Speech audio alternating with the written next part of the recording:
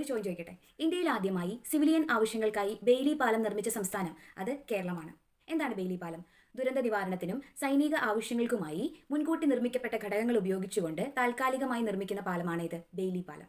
ഇന്ത്യയിൽ ആദ്യമായി സൈനിക ആവശ്യങ്ങൾക്കായി ബെയ്ലി പാലം നിർമ്മിക്കുന്നത് കാശ്മീരാണ്. ലഡാക്കിലെ സുറു, ദ്രാസ് നദികൾക്കിടയിലാണ് ഇന്ത്യയിൽ ആദ്യമായി ബെയ്ലി പാലം നിർമ്മിക്കുന്നത്. അതേപോലെ കേരളത്തിൽ ആദ്യമായി ബെയ്ലി പാലം നിർമ്മിക്കുന്നത് 1996 പത്തനംതിട്ടയിലാണ്. അത് 36 വർഷം പഴക്കമുള്ള റാന്നി പാലം തകർന്നപ്പോഴാണ് ബെയ്ലി പാലം നിർമ്മിച്ചത്.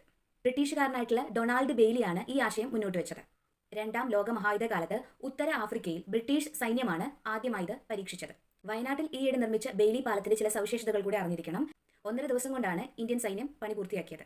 190 അടി നീളവും 3.27 മീറ്റർ വീതിയും 24 ടൺ ഭാരം വഹിക്കാനുള്ള ശേഷിയും ഈ ബെയ്ലി പാലത്തിനുണ്ട്.